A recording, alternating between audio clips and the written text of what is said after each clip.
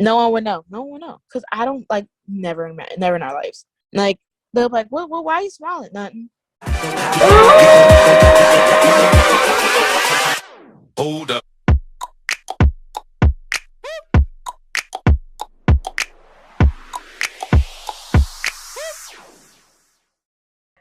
Finch is just like, what am I supposed to do when the person I'm falling for, whatever, you know? And then Josie's just like, you stay anyway.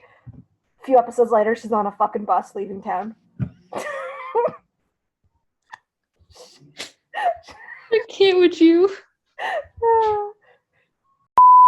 Fucking hypocrites.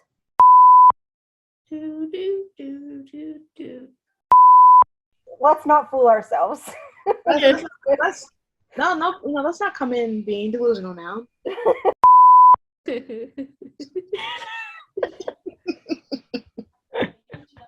Hey guys. We good. Okay. Hey guys, it's Liz.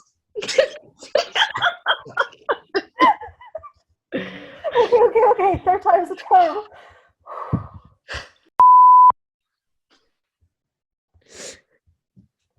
Hey guys, it's Iz. Hey guys, it's Naj. Hey, it's Robyn.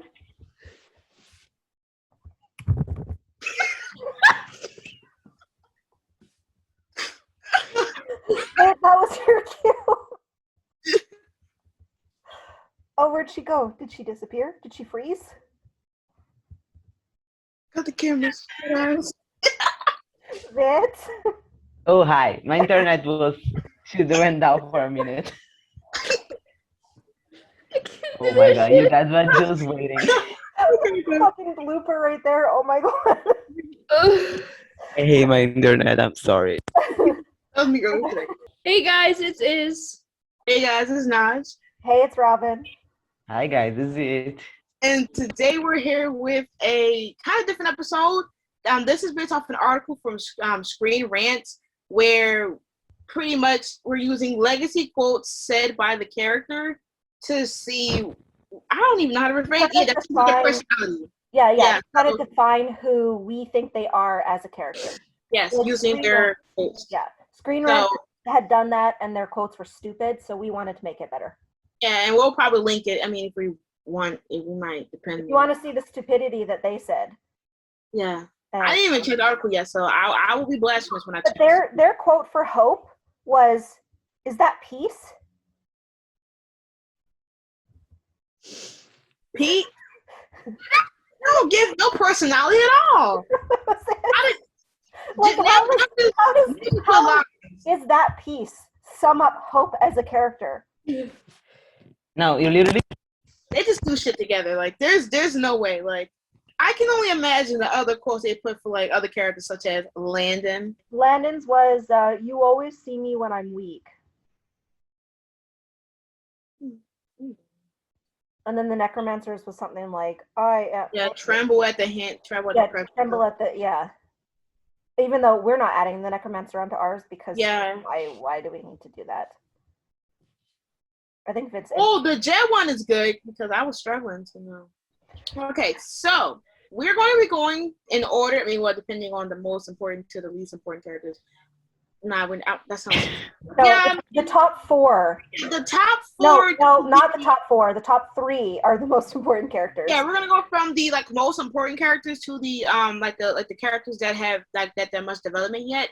Because some of these characters' dialogues are easy to find, while others are pretty much harder. Yeah. So we rank them in kind of the easiest to hardest kind of quotes to find. And so we're gonna start off with our first one, which is our baby Hope Mikaelson. So we're gonna go in our order of our intro, obviously. So start us off. I have two Hope quotes. I don't know if you want me to say both of them. Yeah, I actually have two as well. So you just say your two, and then we'll kind of discuss them afterwards. If you just say your two, and then we'll all say ours, and then we can kind of discuss. Okay. My first one is, I think everybody can guess what it is because as soon as it's like one of my favorite lines that Danielle has delivered. And it's love, lose, grieve, repeat. I'm finally free. So sick of being controlled by my emotions. It's like love, lose, grieve, repeat. I am finally free. that is like a top tier hope line to describe everything that she's been through and how she feels and finally being able to be like free from all that. And then another line I chose is, for once I wanted to love somebody and not lose them. That's another one that I chose for her. Same problem with Landon. It's like, for once, I just wanted to love someone and not lose them, you know? For mine, I picked for me, I picked the most obvious one there is. It started to show off, and it's stuck with me ever since. It was, the people I care about have a tendency to die on me. There's that was again. The people I care about have a tendency to die on me. Which I've seen somebody else say on Twitter. Yeah. So mine, I have two as well. My first one is when she was talking to Puck and she asked him if she was doing enough. Am I doing enough? Am I the person that he would have wanted me to be? And I feel like that sums up Hope so much, because she always feels like she's got this weight of the world on her shoulders, and she never, like, she's trying to live up to her name, like she told her dad, like, I'm going to make you proud. And so she wonders if she's like doing enough to make him proud, or Vit disappeared. Okay, I'll say my other one anyways. And then my second one is in 404 when she's talking to Ted, and she says that she'll never reach peace if she goes back. And then she's like, and then her line is, because I'm a Mikaelson, when he asks why. You can't do that if you're getting Bonehead's boat, can you now? No, but I'll never reach peace if I go back either. Why would you think that? Because I'm a Mikaelson? Being a vampire is the opposite of peaceful for us, not to mention everyone else. And I think that also sums up, it goes really hand in hand with her, am I doing enough? And then her, because I'm a Mikaelson. So she believes that because she's a Mikaelson, because she transitioned, that she doesn't deserve peace, because Mikaelsons don't get peace. So like that kind of like sums Hope up as a character to me, and why she does what she does, and why now she doesn't have her humanity on, because she feels like almost she like failed, you know, like, because it was just too hard for her. So okay, so Hope quotes. I put like one, and I think this was up everything. Like is the one she says to Colin Landon, I'm sorry I have to be like this, we just can never be happy. I just wanted to say that I'm sorry. I'm sorry that it apparently always has to be this way for us. We can never just be happy. Yeah. That's a good one. That's a really good one. Yeah. I mean, I feel like with our quotes, and first of all, it's all different quotes from different seasons, and it shows that even though it's been 4 seasons, she still feels the same way. Yeah. 4 seasons down the line, she still has these students and basically the world on her shoulders, and that even though she's, you know, helping these people and preventing death from these monsters, she still feels like she's still not good enough, and you know, in her family's image, and that now, even if she's not good enough, she still loses these people who are close to her because of it. Mm-hmm. And I'm really hoping that at the end of the season that we kind of finally have that closure on that, because season 1, she's saying that the people that she cared about dies on her, which still lasts in season 4. Her asking if she's doing good enough to now having her humanity on. And I feel like now since she has her, you know, humanity off, it may intensify her feeling like she's not doing good enough. Like Hope goes through so much. She's gonna feel afterwards. Yeah, like she goes through so much, and it's always for different reasons. So no matter how hard we think that she's going to like exceed or excel over this conflict that repeats itself, it always comes in a different format. For the first few seasons, we were like Malivore, you know, and then like her family, you know, overcoming that, and then it was Landon, and now since Landon's gone, now she has, you know, her humanity being off. And when she overcomes that, will be her next obstacle. So that's probably gonna be one of the main. These quotes have the same theme of how she feels and still feels. And I'm really hoping by the end of the show, she finally is able to overcome them. I want her to realize that she deserves to be happy. Exactly. Like I feel like she put her happiness like always on pause, and until like one time which made it a crucifying moment forever. But she never puts herself first. No, she never does. Which even before Legacies, like when she thought she was going to die in the season 5, she literally didn't want to dance with Landon. She didn't want to enjoy that last bit of happiness until Elijah was like, "Go ahead." Yeah, she wasn't going to do that. She was like, she didn't think that she deserved happiness because of what's happening to her, and exactly, and her constantly bringing up like, is she doing good by the Mikaelson's name? And it's still being this constant thing that she asks people. She asked in season 3, she asked in season 4, she asked Freya, she asked blanking that man from the play. It really just shows that it's still in her mind. And I feel like now, since she's kind of she told Freya and Rebecca to piss off essentially, will she be also thinking that she's not doing right when she turns her humanity back on because of that? So yep. It's gonna be intense, but I'm really hoping that by the end of this show we finally see that she's overcome these quotes that she feel like is holding her back. Me too. Yeah. Really. Hashtag please say hope, honestly. Let her get her happiness. Give our precious baby a break, honestly.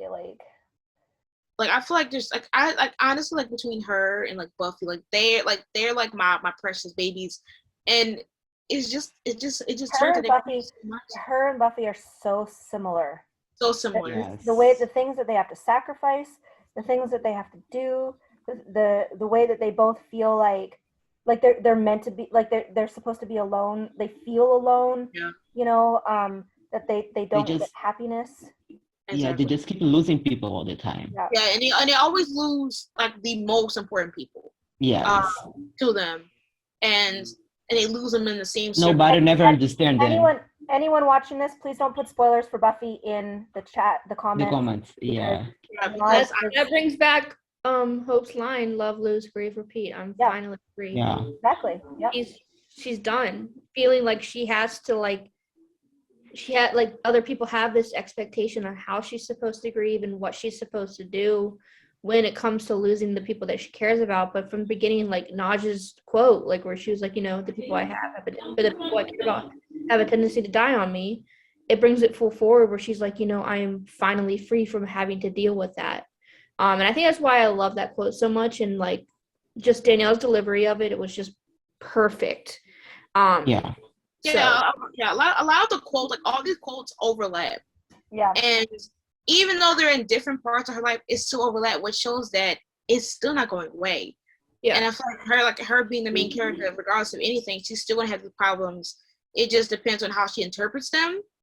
Because once again, there's gonna be obstacles where it's gonna come up again and again and again. But the main thing is mostly her happiness. Because she wants to be happy that she's living in the Mikaelson's name. She wants to be happy that she finally isn't losing anybody that she loves. And also she wants to be happy for herself. Instead of having everybody else's happiness in life depend on her. Like she's this almighty sword that can defend anybody else. It's going to be reoccurring until everybody else can put themselves first, which cannot be the case. Yeah. Well, it's also proving that the Mikaelson is like a current stuff in her life. Yeah. Yeah, and I also want her to stop. I want her to, even if she's not living by the name of Mikaelson's, to not care about it.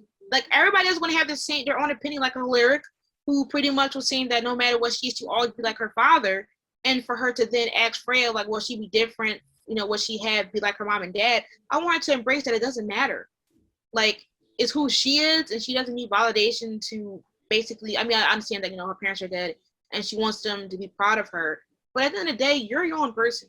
Like, you can't rely on these random ass people who would not save you if it was today or tomorrow to be the main definitive of will they be proud of you or not. Like your family is proud of you, and until you find peace with yourself, that's when your father will be at peace. So you trying to make yourself live in this image of how he would be at peace is not living your truth. Therefore, I hope she does find her way in her own truth to live by. Well, and if you think about it, everyone that truly loves her is gone, and everyone who wants her to be happy, who thinks that she deserves happiness, is gone, and she knows that. Like, it's just so it's like a losing battle because no one else really knows her to even help her. I mean, So Lizzie is the next in line, but like there's still a hesitance there. Yeah, it's like she says, love, lose, grief, repeat. Like, I think she thinks that loving is not like worth it anymore. Well, she said love is a burden, right? Yeah. Well, she even says that when she's talking to Rebecca, she's like, love, family, or me. Whatever, you know. And it's like, it comes full circle. And I feel like I love Hope so much. Yeah, I love that the writers paid attention to that. Like, obviously, we see that Hope still has that battle, and the fact that they're still able to interpret that like same line but different varieties within 4 seasons later. It really shows that she has this constant battle. A lot of characters have constant battles throughout the whole series, but seeing that it's still the same format, just different kind of ways of her saying it. It does the writing, but also it shows how strong she is as a character to still have this battle and still does what she does. But I really want her to like finally let them quotes like be behind her. So please save my daughter. I cannot. Trauma. Every time we think we're getting somewhere, the trauma comes back and kicks us in the ass. Oh my god. Meanwhile, Danielle is killing it, and yes, Danielle amazing. It's amazing. Executes Hope in so many amazing ways. I don't see anybody else playing. Yeah, honestly, there is no Hope Mikaelson other than Danielle. Like Danielle, yeah, like she's able to convey so many lines, but like they can be like simple lines and it means so much and hits so different compared to if anybody else can say it. She doesn't even have to say a line. You can just look at her face. Danielle, she acts with her body. Yeah. You can see like she acts. Besides the words, she acts with her body. Just and her body language, her eyes, her nose, her everything, her facial, like she's so in tune with this character that she doesn't need words to portray how Hope is feeling. Yeah, and it's not forced. Like you know, there's some scenes where like the intent of the emotion or feelings feeling like very much not real or pushed to an exterior. Danielle is able to encapsulate that and do it so well that like it's almost as she is the character. Yeah, I was gonna say it's almost like there's like this veil, and outside she's Danielle, and then she steps through this veil, and she literally becomes Hope. It's not acting anymore. She's literally. I think she created Hope like since 15, so I think she grew up with Hope too. Yeah, she grew up with her. And she now is at a point where she understands Hope completely because she grew up with her as well. And even though obviously Danielle may not experience like supernatural conflicts, she's able to understand Hope's point of view and why she acts this way, but also interpret these actions into her dialogue to where even like her just saying these lines, you can see how she like does it in a way where you can see that there's more emotion behind these lines than intended to.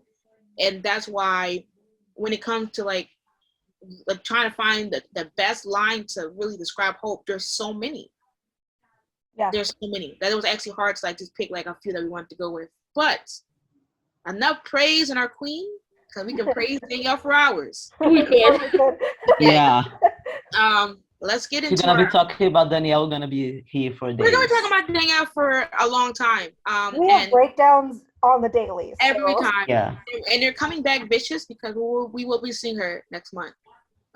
Next month. Amazing. Okay. Let's get into it. Okay. Our next character is our son, our precious Landon. Baby. Our claps. Hashtag free my boy. Please. Exactly. No more limbo. Free Lando for Libro 2022. Okay. What is your quote? I actually had a hard time finding a quote for Landon, which is very surprising, I know. But I think I have two again for Landon. One is I feel like I don't know, was this Landon or was it not Landon? Because it was like during the whole like Malivore thing. But it's when he's talking to Kaleb and Alaric on the stadium. Oh yeah, it was Landon. Yeah. And he says, "Infinite nothing beats some of the things I've been through in my life. I'll cope." It'll suck. But infinite nothingness beats some of the things I've been through in my life. I'll cope. I just feel like that sums up who Landon is as a person. Yeah. Because he's willing to sacrifice his life in order to, we'll talk about it when we get into it. I'm going off the rail, but it's and then the other one is actually from season 1, and it's from episode 5, and he says, "You can only hold out hope for so long and be hurt by so many people before it seems impossible to trust somebody new." You can only hold out hope for so long and be hurt by so many people before it starts to seem impossible to trust someone new, especially when they lie to you. What the fuck? How did I find his quotes? Oh my god! So those are my 2 Landon quotes. I feel like those just fit him. That's better than mine. Yes, I wasn't really having a hard time with Landon. I just felt like I instantly thought of an action that he was doing in season 2, episode 10, where he said, "So we're both standing at the end of this." Well, I'm not stopping. If you won't train me, I'll find someone who will. So that we're both standing at the end of this.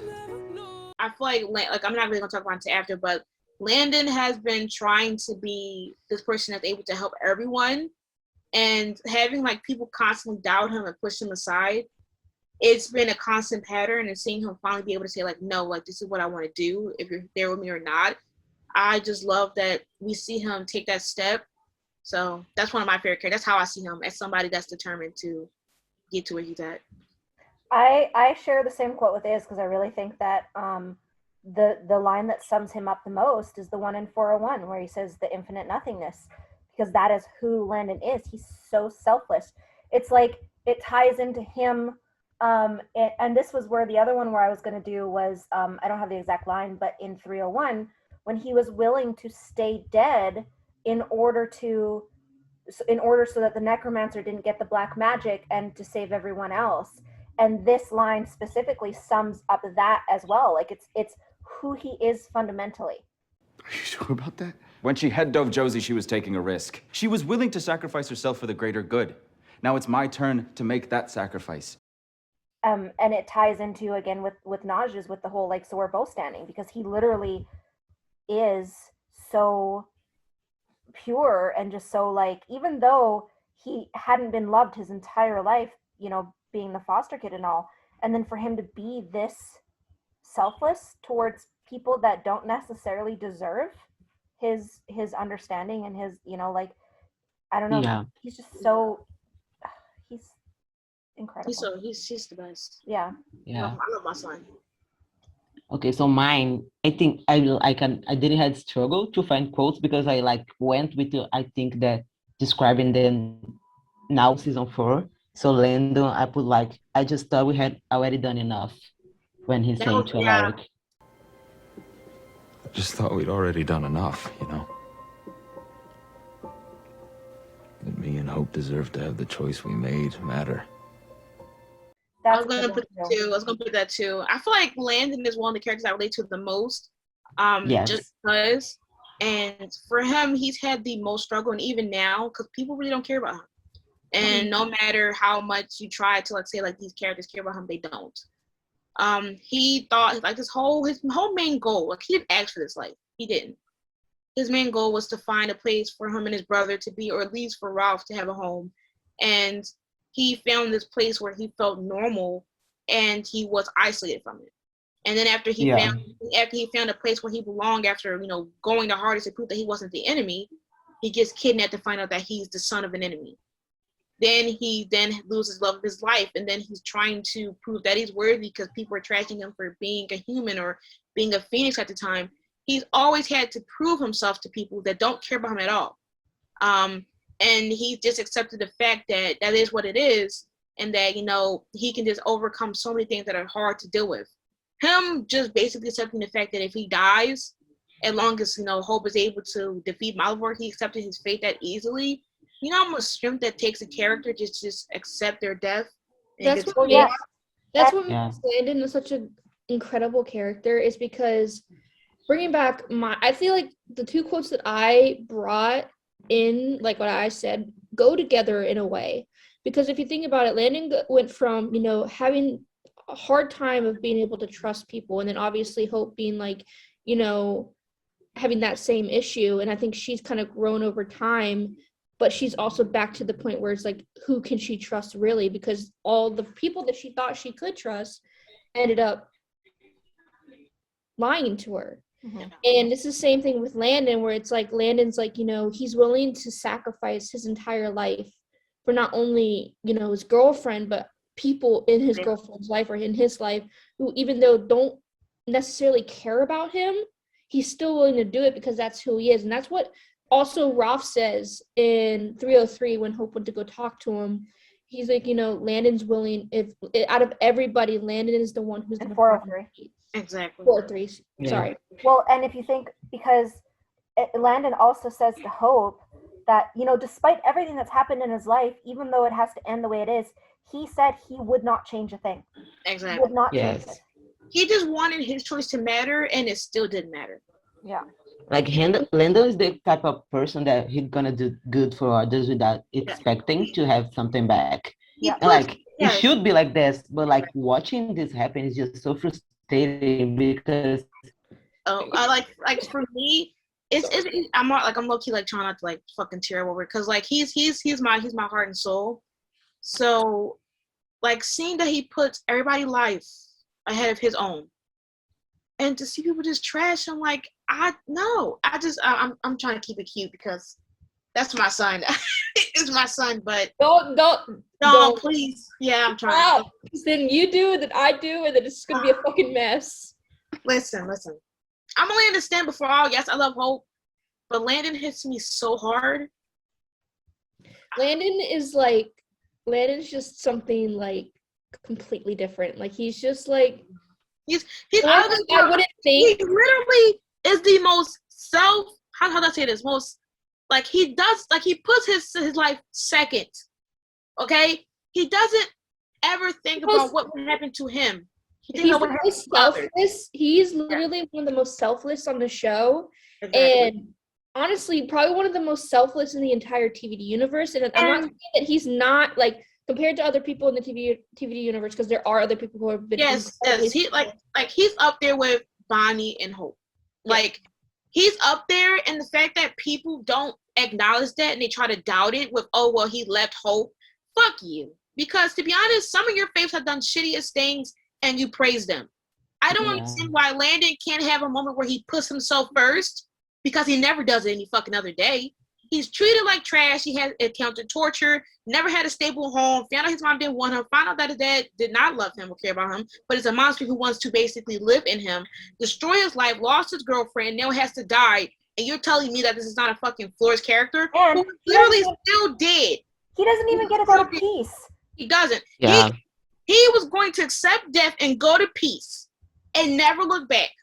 And have to pay for his dad's mistakes. Yeah, he has to pay for his dad's mistakes. Pay for his dad's mistakes.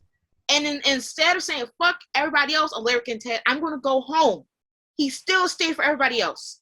Don't ever in your fucking life disrespect Landon the fuck again. Because you don't know him. You don't. Like we can't forget. No one else would put their life on the line and just accept losing their life. He finally got to the girl that he loved for 2 fucking years plus, and didn't even fully have a relationship with her because there was so many times where they weren't together, separated, memory loss, possession. Gave her up after only seeing her for like 2 minutes. Nobody else would have fucking done that. No one else would have done that. Told her that she had to kill him because it was because it's what needed to be done in order to. And she tried her best to make it not happen, and he accepted fate immediately. We cannot forget, like, Landon came from an abusive childhood. Yep. Exactly. Like, he was never loved. And when he found hope in the school, like, he started to care for these people, so he considered them family. And they did, like, the bare minimum. So they don't beat him, they don't treat him like... And so he thinks that's enough because he never was... He never, like, found what is love in his childhood. And, like, he doesn't think his life is worth it because he's always sacrificing. Like he thinks it's worth it, but like I don't think he cares if he like dies to save anyone. because I think that for him, that's gonna be like his life's gonna be worth it. Like I died to protect these people I call family. Like I hadn't, yeah, I had never had anyone to do this for me. Yeah, for him, everyone else's life matters over his own. Exactly. Yes. Like he's done so much, and even the fact that he died knowing that his choice didn't even matter because these fucking people are trash and that Hope isn't happy. Like, I'm sorry, your faith could never. Listen, I will stand by Landon for eternity. I don't care. My son literally does things without second thought for everybody else, and they still treat him like shit. He didn't get a fucking funeral. Some random ass boy named Ethan, who shouldn't have power because I don't know how that is even possible, moved into his room. I don't even know how many days after he died. People still know that he's the one that the reason why Hope Humanity turned off. Still didn't give a fuck to figure out how. How the fuck did they not figure out that Landon wasn't the reason, but Cleo did? Shows that nobody cared about him at all. This flip-floppy, oh, well, we would do this for Landon. Y'all never cared about him because y'all gonna leave him to die for an extra month. Fuck y'all. I don't care. Landon, when you come back, I don't want you to talk to none of these people. I don't care. And then we have bitter people making ugly ass edits about who should die. I don't care. You making fucking edits about Landon? Who cares? Because I bet you my fave Landon, save your fave fucking many times. Yep. Let's not forget that. I don't care. I'm tired of this Landon slander because the way that y'all dissect him, but never really dissect his actions, go to hell. Anyways, the next character is Lizzie. Take it home. Our other selfless baby. Yes, our other selfless baby. So I chose a line from one of my favorite performances by Jenny Boyd in 204, which is the Japanese episode. And my line is there is no fixing me, Joe. I'm just shattered. The pieces are too small to put back together. That is like, I feel that line in my heart every single time that I hear her say it. Like, I was watching it over today to get the exact wording or whatever. And I was like, this performance is just heartbreaking, but so heartfelt at the same time that I don't know. But yeah, continue. Yeah, that was my quote as well. I feel like that's one of the best quotes that define Jenny and also not Jenny, but Lizzie, and also really shows Jenny's range in acting. That was one of the episodes that really got me. I mean, I've always been invested in Lizzie since season 1, but this one really made me excited to see where she's going to go with her storyline. And mental health is something that's so important to me, and also should be definitely portrayed well in shows, which doesn't tend to be the case with a lot of shows. But like seeing that this is one of the problems that she's going through, and it's been occurring, and it's probably one of the reasons why she's have different dynamics with characters due to this. And to see that like she says it out loud and you get to interpret it with her kind of fighting against this monster, it was such a powerful scene, and it still shows like how it was going into season 3. And yeah, it was one of my favorite quotes that Lizzie ever said. Always gives me chills to this day. So I actually have from 2 different episodes. But what's really weird or funny, which again, I guess this is kind of the theme that we've had so far with both Hope and Landon that we're now bringing into Lizzie, is that, and this is how you can tell that these 3 especially are really well written characters, is my first one is from 101 when she's with Alaric, and it's 101, right, where she's with the bowl with Alaric, and she's like, she says to him, I don't ever want to hurt anybody. And then she asks him, do you think I'm broken? So that's your first kind of like real break into who she is as a character, because like before that, all you kind of see is her sticking her foot in her mouth with Raph, and like her episode in the kitchen and stuff like that. So that's like where you really break open who Lizzie is as a character. And then the second one that I have is in 110 when she was talking to Abla, and she says, I don't know when it started, but on a fundamental level, I think I'm broken. And like, it just ties into it ties into the pilot, first of all, of her asking if she thinks she's broken. And then again, that ties into like your guys' line ties into that line too, where she has thought she has been broken for a really long time. And then if you think about Caroline's letter to her, Caroline says, you are not broken. And so they really take that broken parallel and they pull it all the way through Lizzie's entire arc. And I fucking love that, because as you know, people who have mental health issues, who might necessarily relate to Lizzie because of that sense, might think that they're broken, and to see this character on screen that believes that, but then also for people to say, no, you're not broken, you're growing, you're changing, like all of those things, like it's so powerful, and it's so important, because you don't, like Naj, you were saying, you don't see a lot of mental health issues on TV. It's not discussed a lot because it's always been so taboo. So like this is just so beautiful, and having Lizzie as this character, as this representation is just amazing. Yeah, I feel like I relate to her as well, because I have a disorder, and like I've never seen a lot of shows accurately, like at least covered to a degree, like mental health, you know, and like the challenges that people may face with it, and like the obstacle of like being bullied for this, or you know, feeling like you should close off due to like how you act or how you feel or how other people feel about you. To see like Lizzie develop along the way, and also having like, you know, Caroline also say that you're not broken, and then also having her mom Jo even say like, you know, it's not like, you know, it's not wrong. You have a heart, like your heart is, let people see your heart. Yeah, like people think that Lizzie is the selfish one, like she's not. She takes so much blame, and she always puts, you know, the blame of others on her shoulders as well. Sorry. Mm-hmm. And she feels like she, like, you know, how she act, like when, like with Ralph, you know, she blamed like how she couldn't talk to Ralph. She got mad and she felt like it was her fault, and that she doesn't deserve, you know, certain things. She deserves certain things happening to her. I relate to her on a personal level with that. Like so many things I've encountered as just like that. So like seeing her grow and still seeing her have this like amazing storyline coming in season 4, and seeing her development besides that, and seeing her, you know, grow and like have a friend that understands her, or who's there for her, who understands, you know, her mental health and the problems that she may face, and even Hope defending, you know, Lizzie to her own sister. It just really showed that now she's not only getting, you know, somebody that a support system who's going to be there for her, but also seeing her, you know, embrace on her own. I love that for her. Yeah. What's your line of it? Yeah, the quote that shows, I think, is like where Liz is right now. And I think for every person who's struggling with mental health issues and not trying to put up the work, like Lizzie say, I'm still a work in progress, but I'm definitely a better version of Lizzie Saltzman. Like, you're always gonna be a work in progress, but like whatever we were putting the work, we're trying to be better, we're trying to survive day by day, we are gonna be a better version than we were yesterday.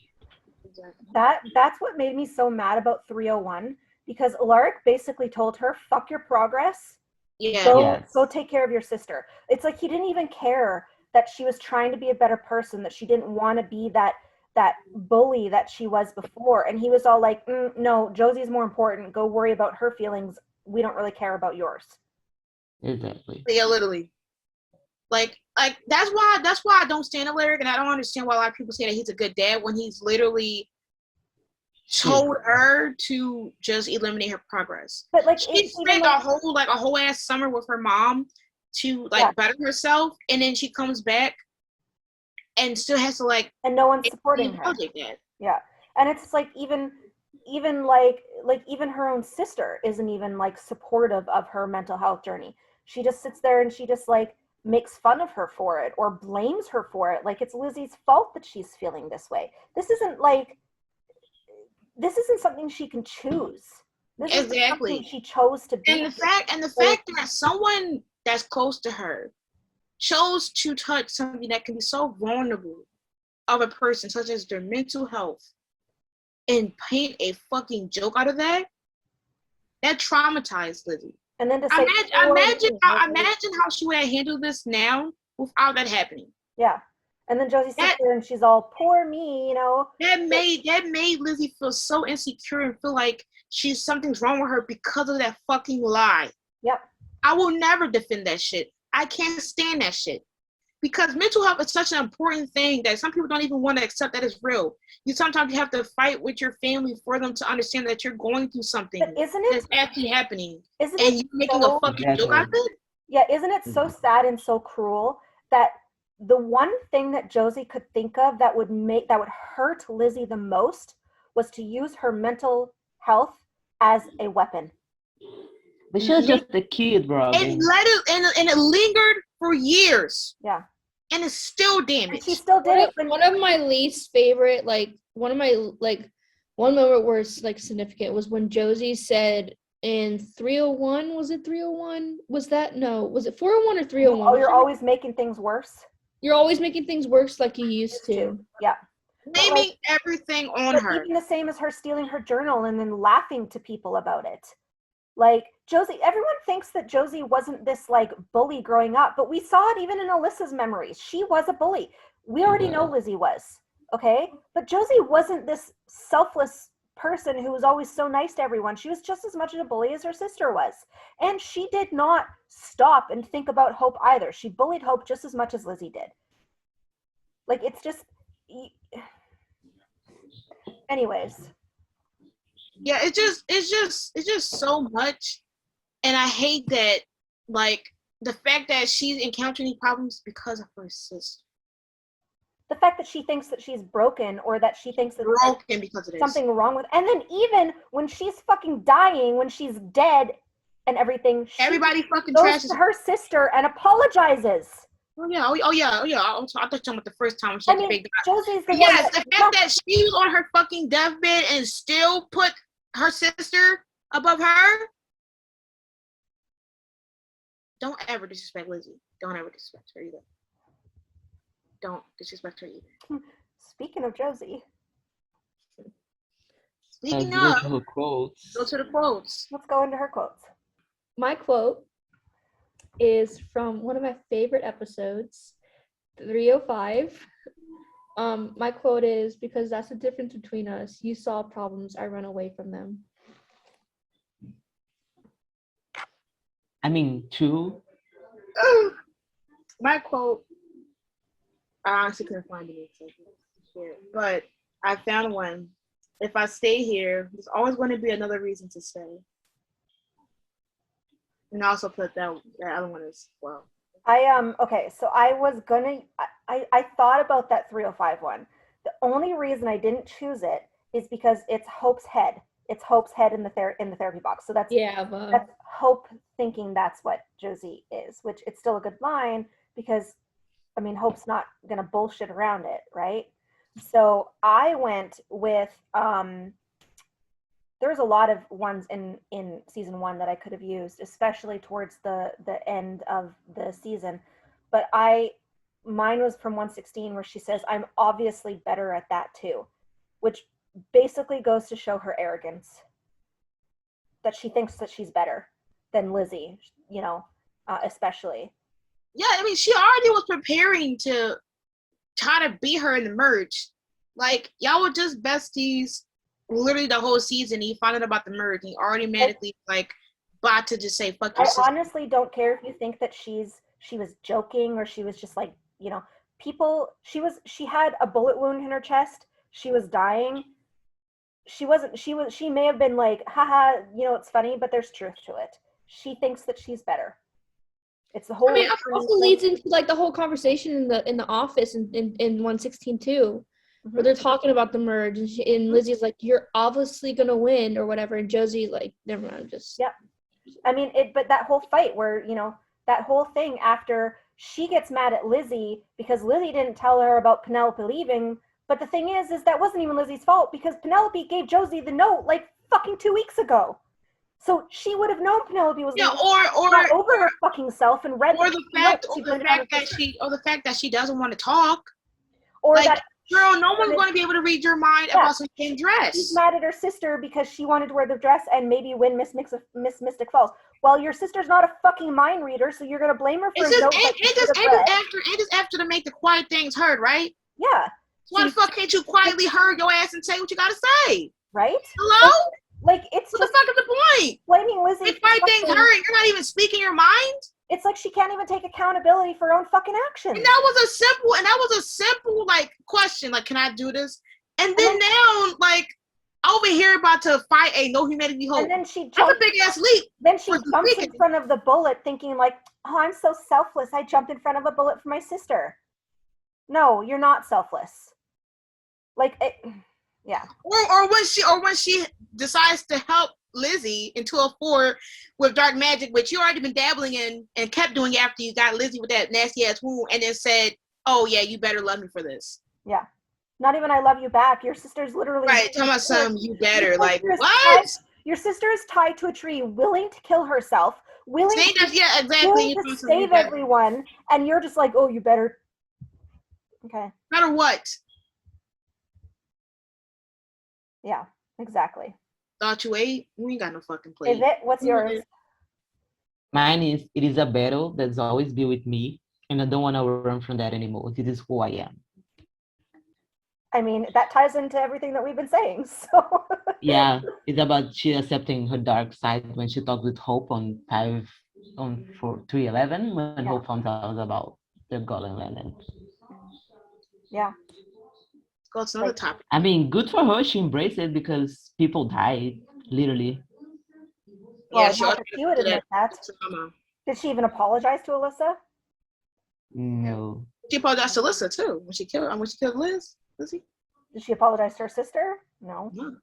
No, but did she apologize to Hope? She apologized for almost killing Hope? It's fine because what she did, it wasn't her. It wasn't her, you know, like it's fine. She's forgiven. But Hope's not allowed. Think about Hope telling her that not allowed to love someone. Yeah. And want them back. Think about Hope telling her that if she didn't had do all that, Landon wouldn't be like stuck in the prison world. Why for another month? No, I mean everyone else can do everything, but Hope can't. A lot of people can do almost deaths. A lot of people can do almost deaths, almost killings, betrayal. But hey, it ain't Hope, so it don't matter. It ain't Landon, so it doesn't matter. Yeah, Hope, Landon, and Lizzie aren't allowed to make mistakes. Oh yeah. Hope, Landon, and Lizzie never can do anything wrong. They can't. They're gonna get crucified. I hate them Next just character. because they're hot. Yeah. Next character. Yeah. Alaric. Oh, are we going Alaric? Or are we going Finch? Who's gonna be? No, it's just. Finch. Yeah. We're gonna go Finch. Oh, Finch. Yeah, let's go Finch. Okay, let's see. Where's my finish line? Okay. Oh. Here it is. Okay. So I went back to the second episode that we met Finch, or that we saw Finch. Her and Josie were sitting on the picnic table, and Finch was telling her about how she emancipated herself. And there's this one line that I feel like just sums up Finch as a person and like what her journey is the rest of the show.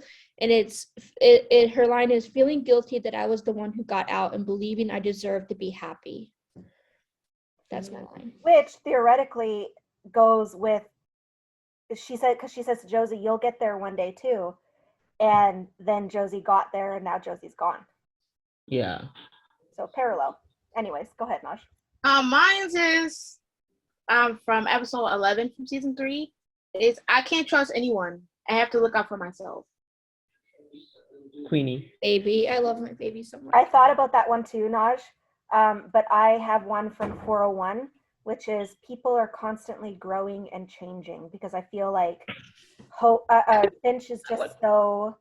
I almost did that one. She's just as pure as Landon is, honestly, and like her being so understanding, even though Lizzie treated her like garbage and everything, and then like, because you know, like Lizzie was going through her own things too, and then with Josie's like hot and cold, and then like Ethan treating her poorly because of he didn't understand her being a wolf and like all of those things, but yet and then Jed and like everything, it's just like she's just so understanding. So she's just like, people are constantly growing and changing, and I really, it's almost as powerful as her, you know, boundaries can feel like betrayals. I was legit about to say if I could choose another one of these.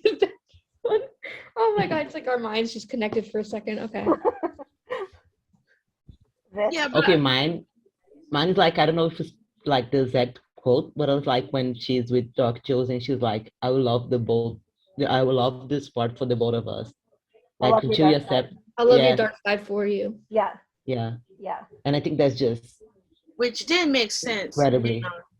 When you think about it. I mean, it kind of ties into what with her saying that, you know, the lines that we've all said, right? Because that's just who Finch is. Mm-hmm. Yes. I feel like that's something that Landon would also say to Hope, like, yes. I love this part of you. Wait. I love this part of you until you can accept it, you know? Oh my God, Vit! No, that's a parallel. That's got to be a parallel. It's gonna be a parallel. Oh my God! You yourself as a monster. Yes. There's no monster like me. Yes, she thinks that she's a monster, and then Landon's gonna love her dark side too. Oh. Manifesting this parallel now. We just fucking manifested it. No, you just put it into the like I. Nice, put it on your notes. The episode. So you can come back here and then post it when it happens. Yeah, I definitely gotta write that down to make sure I screen record. Oh God. Wow. No, but it's definitely something that Landon would definitely say to Hope, like, I would love this. Just like he said about Klaus, like evil. What does he say? Evil is relative. Evil is relative. And then he talked about his stepdad burning him with cigarettes. This boy suffered so much, like I can't stand. Like, and I'll love that part of you either way, or something. Yeah. Like Hope's like, I'm a monster. What is it? She's like, I'm gonna love this monster. Like, what the fuck? What did you just start? No, because Hope is telling him that she's a monster, and being like, I love you, Hope, monster and all. I would like lose my mind. And after she already felt like, after she thought that he was going to say something some certain way, when he was like, I know you're the tri-breed, come the fuck. Yes, he was so proud. Yeah. He was like smiling. creased her cheek, like he would cut her. He was kind of ashamed. He had his hand on her cheek, and he's like, I know you're the tri-breed. Oh my God. And people was like, he like leans in. People once again trying to act like they know my fucking son is going to say that 402 was him when he was trashing Hope in Klaus with Cleo. It wasn't. Get it the fuck right. I knew. Listen. It was a kick in your face when he said that. Because I was like, Landon's, ew, he don't like her. He's anti-Klaus. Like, he literally said 101, like, go to hell. I'm saying, like, don't speak on Landon. Like, I'm dead ass serious. Don't speak on Landon no more. I don't want y'all to stop. Anyway, we're on Finch. I'm sorry, Finch, because Vince started that. Vince started that.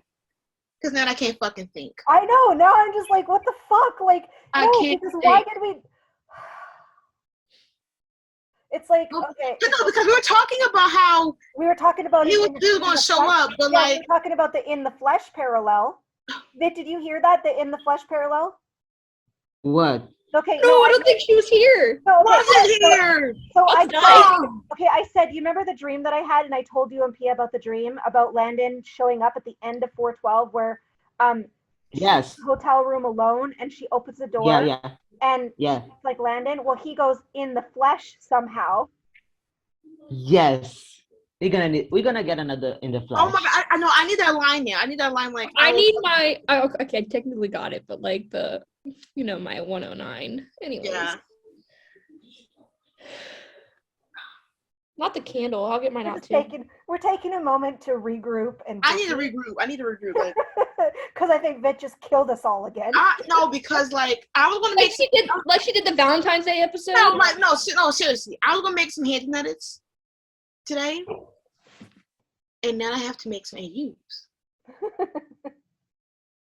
Oh my God, no! Because she doesn't. She's gonna stay at the hotel because she thinks she can't be there. It's like she feels like she's not welcome anymore, and he's going to. Oh my God! Can you imagine if it was the same hotel? Oh my God. Probably not though, but like if it is. Oh my God. Oh my God. Oh my God. I can't say nothing else. Guys, like. Okay, back to Finch. I don't think we can get to Finch. We just kind of went off the rails right there for a second. But Finch is my baby. I remember when they first announced that Josie was getting a new love interest and they announced who Finch was and like kind of her story. I was like, oh, I already love this character. I already know I'm going to love this character. And she ends up being like somebody I literally fall in love with. Like, I love Finch as a character, and I'm so happy, even though, you know, her and Josie aren't together anymore and that Josie's not in the show, that she's more than just a love interest. I'm glad that we're actually getting a story with her, and I feel like I'm excited to see where her side of her, not only her kind of becoming an alpha, but also her going deeper into her wolf side and being alone with the pack and everything like that. And that's what I'm just really excited for that. Yeah, I mean, for me, Finch is like she's literally a woman version of Landon. So she's very precious to me, and like her story of how she became a werewolf at such a young age, and kind of like it kind of just really reminds me of Landon. Like her having to grow up so young, and fend for herself and provide for herself, and then once again not basically, you know, like not having a home, to then find this place and find this girl who she has this bond with and this chemistry with, to then find a place and find out that she's not the only werewolf. Like there's other people who in some way, some form have a similarity to her, and she's basically she born with as a wolf alone. Exactly, like she's bonding with them. She was a kid, and her body was like breaking her bones, and she had no idea what was happening. But yeah, like she's finally like having people that understand her pain, trauma, experience, and also helping her grow, and her like building friendships and bonds with people, and becoming a pack, and finding a place where she belongs, and that she's not by herself like how she felt before, and like her getting confidence to even help and wanting to be included into things. That's so very much more development as her seeing that she can't trust nobody. She, you know, she only got to look out for herself. She's looking out for others. If she was looking for herself, because she said in 311, she would have left with Josie. But she stayed for the pack, and she stayed to help Jed. And that shows that she developed in one season alone, showing that she's just growing and growing and growing because she's in this environment where she feels safe and she feels at least somewhat important, even though the shit squad don't really include her in anything. She's built friendship enough with people that matter the most for her to realize that whatever she's thought or assumed isn't as right anymore. And I feel like a lot of like sometimes, you know, when we talk about characters not having development, you really gotta look into the dialogue as well and compare it to see where it's at. Because with Finch, I know she was developing, but like that line alone, and then comparing it to her later actions in season 4, she's grown a lot. And now she can potentially have her own storylines and not just being stuck as this person of color who's always stuck as being like a love interest. She's flourishing into her own, and also maybe being a beta, because we never really seen like beta, or I mean, well, like seeing more of a beta and alpha duel, if that's anything, because Jed and her are bonding more. And plus, since Jed may be getting, you know, his little boo thing on the side, Finch may be able to now take leadership and role and even go skyrocket and making herself even more of her own person, which I'm excited for. And like Finch has easily like dead as became like the top 4, one of my top 4 favorites in this, like, you know, in the Vampire Diaries universe / Legacies alone. And like honestly, just now comparing season 3 to season 4 dialogue, and like comparing her actions, she really is like a female Landon in a sense, but like she's such a good character. Like she's so, I don't know. I know the only reason people hate her is because, you know, she's with whoever, but the thing is if they actually like looked at her as a character and saw who she was, the rep that she brings, in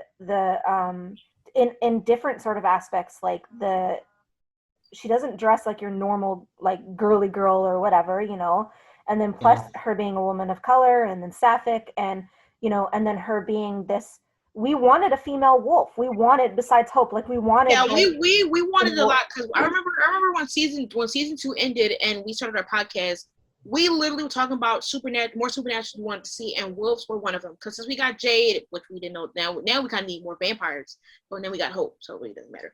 But we wanted more wolf characters, preferably, wolf woman, since we got, a lot of male pack members before we realized that due to COVID, they were going to wipe. So when they got wiped out, we kind of really lost most of the pack. And Finch coming at this perfect time and automatically being such an important role. And she brings so much representation. And so, like, I bond with her so much because, once again, she's like literally like Landon. So them being the same, it just warms my soul, and I can't wait to see how her and Landon will interact as well. Yeah, me too. And I can't wait to see how she steps up into the alpha role. That's one of the main things because, like, I'm just so excited for her because, like, we've had this constant pattern where a lot of people of color will become love interests and not get storylines. Like Tony from Riverdale ended up becoming a love interest until, Vanessa had to speak to get more roles in season 5 and onwards. And then you got Netflix with, somebody showing a different ethnicity becomes just this secondary love interest who gets abandoned. Nick and Nancy Drew. Nick. Then we got the person from Kissing Booth, To All the Boys I Loved Before. Like, it's always this constant pattern of the person of color is always some temptation of in the relationship drama and then gets pushed aside. Even Jacob, from Twilight, like, it's always been happening. And the fact that not only is Finch more than just a love interest, she's getting her own story as well. Yeah. And not just being known as Josie's girlfriend. We get a storyline, like, you get hated. We got, like, Iris West from The Flash. It's been 8 years, and she's keep getting hated till this day. Well, look at how people treated why can't I remember her name now on Supergirl? Alex's wife. I love her character too. Yeah, I know who is. Yeah, Kelly. And even that Yeah. people who Kelly, are Kelly, right? Kelly, yeah, Kelly. I'm sorry. I'm so sorry. I didn't mean to forget her name. It's just I love Kelly and I love Alex and her together. I love them, and they were so cute. Yeah. And even people who are mad that, like, potentially Bonnie and Damon could have been something. Like, it's always like just like it's just too much. And seeing more storylines getting displayed around for Finch, I love that for her. So I'm excited to see her as well and see what. And Courtney Bandico. Courtney, yeah, she's adorable. She's amazing, and she's so beautiful. It's. You guys haven't seen those pictures? The cast is so beautiful. Her with all those. I'm pretty sure Robyn also has maybe a reaction of me seeing those pictures. Yeah, but with her with those pictures with the fake tattoos, like, they're so good. Like, she's just And the fact that her and Kaylee put those on. Like, Kaylee helped her put them on, yeah. And then she responded to Alex and I. That was fun. Oh yeah. Okay. That was a day in the chat. Yeah. Okay. So our next one is Kaleb. Ooh. Shame. I was nice for this one. I think I was nice for this one. But I really actually do enjoy this line from Kaleb. It's from 113, and him and MG are sitting in the truck or the car after everything that happened with Landon and MG killing Landon. And Kaleb goes, "People like you and me, we've got a big struggle ahead of us, a hard life, but we can beat it together."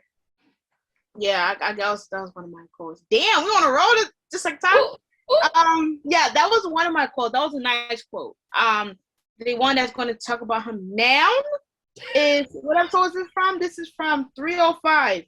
He says, which is ironic because I gave MG so much grief about his actions having consequences. I did not choose nice quotes. I have two. I tried to go season 1 because in season 1, I guess we really did get to see. It's really funny though, because you think about in season 1, he was making fun of MG or getting at MG for constantly, like, following Alaric's rule and being his little lapdog. And then you see in season 3 and 4 where he's like Alaric's little lapdog. Like, it's just like he just did like this full, like, total fucking hypocritical move. So he's been a hypocrite since the very beginning. So anyways, so I have two. Also, betrayal has been his trait too. He betrayed him. Exactly. Because he was always like vamps before tramps and stuff like that. He was always So he definitely did. Yeah, But so Vamp I have before Vamp.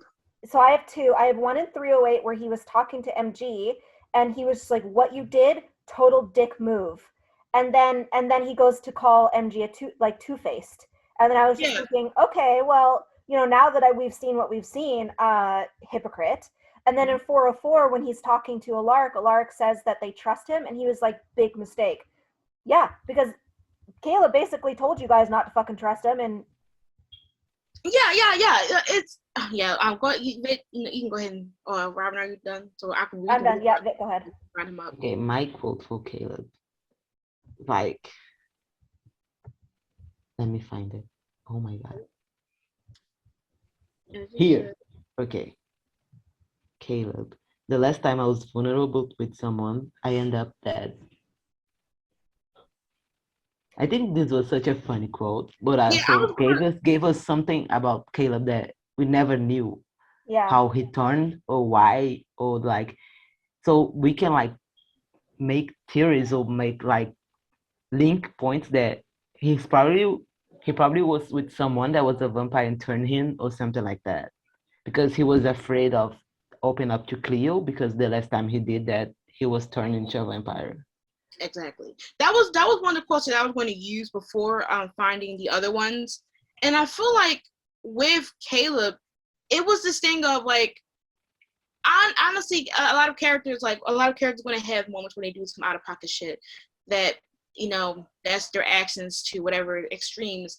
But it's hypocritical for him, especially when his main motto all season 1 was, like Robyn said, you know, Vamp before Tramps, like him getting mad at MG for listening to rules, to him basically spending 307 in the Leprechaun episode trying to fucking live the whole damn charity thing to Alaric's rules. Him doing everything in every other way and we're teaming up with Alaric and Cleo. Him being with him, you know, him and Alaric listening to Cleo explain her whole story even though she almost killed Hope. Him doing the exact same thing MG is doing. Listening to Alaric.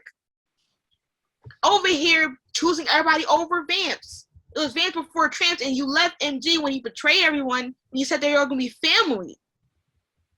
When y'all say y'all going to be family, and you're his family now, then you literally just said fuck him, and moved him to Alyssa when he had a crush on your sister. Then you told him to not be with Alyssa, to let Lizzie go, flourish, but then when you found out he was into Kim, you pushed Lizzie right back at him. You're a contradictor and a hypocrite. And to be honest, he's probably the most one that you really notice, because if you're really doing a rewatch, he's not doing what he preaches. And then he goes completely extra 180 for someone he knew for 18 days. I counted. It's around that frame. He's known her for a little bit of time, and she wasn't interested to him. That was rushed, to be honest. I even gave it a chance because I was like, you know, we're getting, you know, black on black, love, excellent, love to see it. People of color, excellence, yes. But what the fuck? He literally gave away somebody for someone he knew who, if technically, if Cleo didn't want to say her whole story, or if she lied and really said, fuck, I'm gonna lie and get my way out of it, he would have believed that her story over Hope, who he knew, and basically was like, okay, well, she won't really die. You let Cleo explain why she would kill Hope. And then you do the same thing, give her to Malivore for Cleo, when Cleo was just in the damn prison world with Malaland and talking about a whole nother man. Yeah. And then you're like, well, I don't think people deserve my trust. And then you also try to prove to earn your trust, but then you gave MG and 308 the whole short about how he fucked up and you isolated him and wasn't there for him, but then you coodle Cleo? That doesn't make sense. You can't say Vamp before Tramp, then coodle the tramp. Well, she's not a tramp, but in his words, tramp, and then say fuck your Vamp when he was near the most. When he got dumped. Where were you? He was always on MG about taking Lizzie's side, about being her little lapdog, and then he goes and he does the same thing. Every fucking person for girls. Does the same thing. Does the same thing. Gets whipped, about to fucking become a damn piano list. But this basically shows you that he has been this way since the very first season. The beginning, if you really look at it. Or we chose to ignore it. And we were so like blinded because we were like, oh well, he's getting development. You know, now him and MG besties, season 2, yeah. Like this really didn't come out of nowhere. This was there. In the beginning. It's just because they didn't give him that many scenes until they upped him, as they should, because Chris is an amazing actor. But Kaleb, it was there the whole time. And I'm not saying every character has to be perfect. No. Like, we've had characters betray. I mean, I have a lot of characters in other shows that betray for, you know, whatever reasons, but it's for necessary moments. And of course, are going to be hypocrites and some actions. Yeah. We always call out our face when we do it. But this man just does it back and forth. He will switch his idea. He'll switch his word whenever it benefits him.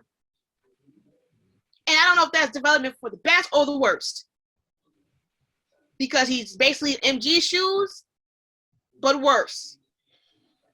But he don't even get isolation like how MG did when he hit the Ascendant. He's just like, oh, well, you did it for love. But and then since like Hope is no humanity on, his stuff gets lowered as important. And Hope being the enemy is number one, which means that he got away with this shit because no one's really worrying about him now. They're worrying about Hope. So he don't get the grind up because there's so much other shit happening besides him. Yeah. So he's not going to get as much isolation like MG did because there's so much other things happening than just him. And then he has Cleo who's going to try to break her back to pay him as his Lord and Savior. Crazy. Yeah. But I didn't know it was going to be ranged that much, but. Well, I mean, you bring Kaleb up. I'm pretty like. I mean, you said everything we wanted to say. Yeah. Like it's just ridiculous to me because that shit you can see and no one talks about it. But Landon with something that happened like in minuscule gets picked up very quickly, and that's fucking wild. So, but anyways, let's get into our next one. Which is Alaric. Yeah. You know, I hate that man. My DN used to be Alaric trash, or number one Alaric anti, whatever it was. I think I remember that. Yeah.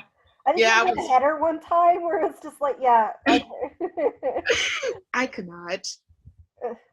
All right, go ahead. You can go, Naj. I don't have one for this man. Oh. Oh wow. Mine's. I mean, well, I'll take it for both of us. This is from 407. He said, "They're calling me a monster." Period. Ooh, As yeah. they should. Mine is from 403, where he was like, "There was no time to get help, so I had to make a judgment call." All the time. Yeah, exactly. That sums him up perfectly. Alaric is still like, bad liars look away when they lie to their kids. Good liars look them straight in the eye. And that's literally Alaric. That's Alaric. Yeah, Alaric stands, or people that like are clouded. Literally the two. People are clouded with what he done in the Vampire Diaries in the originals. They're clouded. You notice how Alaric never looks away. They Alaric from Vampire Diaries is literally totally different. From Legacies, yeah. Different. So if you want to not hate canon Legacies as Alaric, by all means, sure. Well, this is us hating the character. Once again, Matt Davis is a whole nother top topic. I don't know why some of y'all think. I don't know why some of y'all think that we can't just like this man because he's trash. I didn't like this man before we found out that Matt. I mean, I didn't know about Matt Davis' history until like season 2 stuff happened. But even then, I didn't like him. Separate character from actor. Yeah, I just hate them both. But when it comes to Alaric, he once again is a hypocrite in himself. Like the biggest hypocrite thing that we obviously seen as most recent is him praising Kaleb about giving hope to the Malivore because of love make you do crazy things, like he said. Yeah.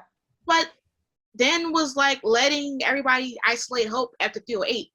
Yeah, so he excuses Kaleb about love because he did the same thing for fucking Joe, even though Joe was his fucking wife with the Phoenix Stone, and yet Hope is not allowed to do what she needs to do and to get Landon. Exactly. And you said that he was her epic love, therefore go for it. You literally told her to snatch her man from your own daughter. Man versus woman thing. It's okay for a man to do it. Yep. But it's not okay for a woman to do it. Yep. Oh, but also, yeah, love make you do crazy things, but your ass was out here kissing your best friend's girl.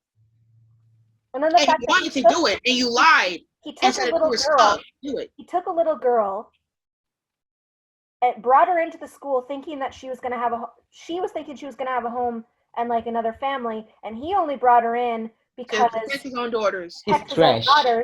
And He's trash. Never saw her, always saw her as a monster, because all the times that he reminded, you are your father's daughter. And then he had the audacity to tell Hope to be a bigger person every time. Yeah, their children were exactly. Better vampire hunter, because Liz was out here about to be a vampire just like you. Vampire hunter's like you. What are you talking about? He had the audacity, like Vic said, the audacity to tell Hope to just suck it up because she was a better person. Exactly. No. And don't even get me started on how you basically took advantage of Ethan's mom. You basically was dating her and then having her be compelled to do certain things you were doing. You were taking advantage of her. Yeah, he was. Like, you literally were taking advantage of her. Being your beck and call. When the fucking Matt stood there, man, you don't call Matt up. Why are you using this woman as your go-to buddy? Putting her life at risk when she has fucking kids to take care of because you need her to, you compelled her to help you at the time of need. So you said fuck her kids, right? But then you took Ethan in with ease. Fuck her free will. Right. Come on. Oh, we can't let kids drink blood. We let them drink rabbit blood. We can't let them do offensive magic, but we want them to defend themselves. Why can't they defend themselves? Because of you! No, he doesn't want them to defend themselves because he wants Hope to do it. Exactly. Oh, we can't let vampires do this and this, but you're letting Kaleb, who's 17, 18, whatever he is, drink alcohol with you. Oh, how many times did you let the enemy, which is the school supposed to be safe for kids, how many times did you let an enemy walk into the fucking school? He was just like, fucking puck. He let Malivore take Ethan and then was all like, oh, we need to come up with a plan to save Landon, Ethan, and Cleo. Exactly. You fucking let him go.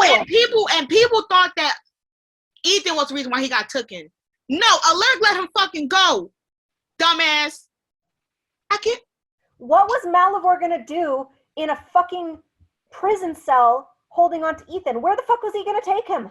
Right.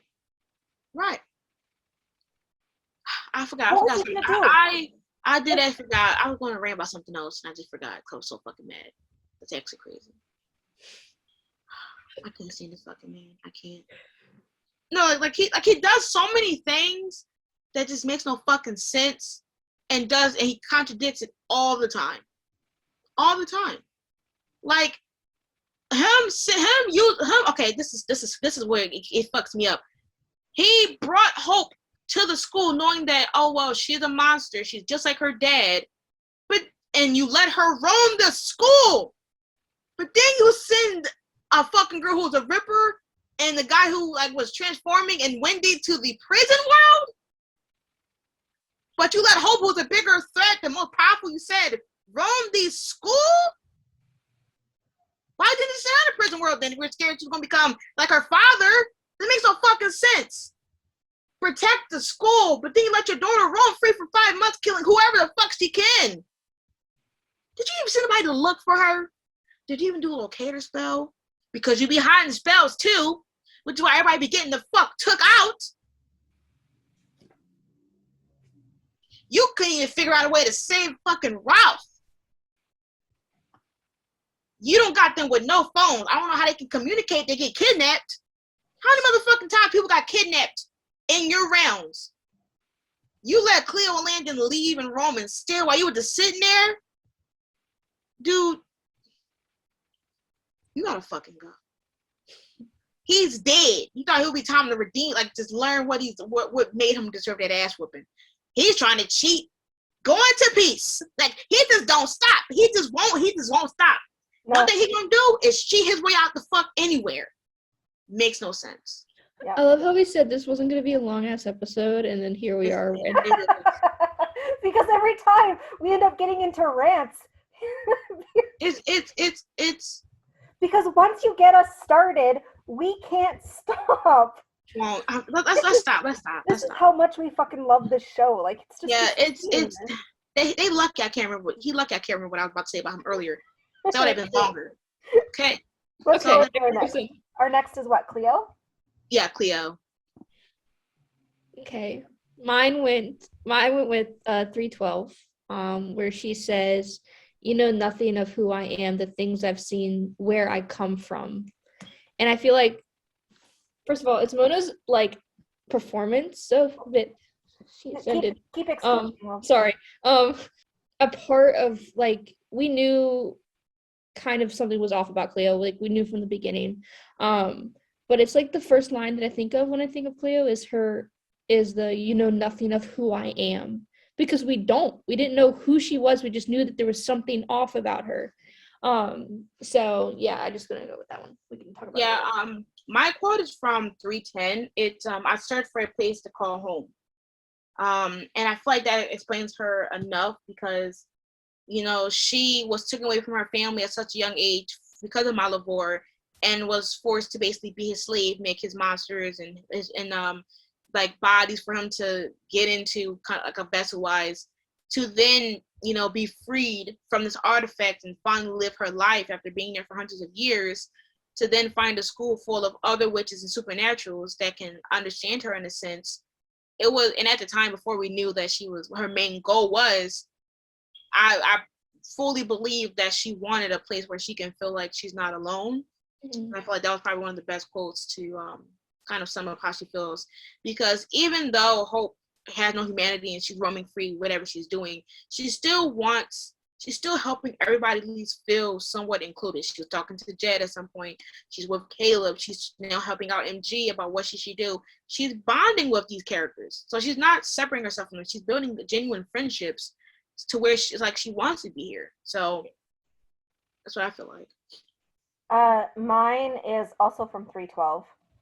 And it is, "I have gone to great lengths to give us each what we want."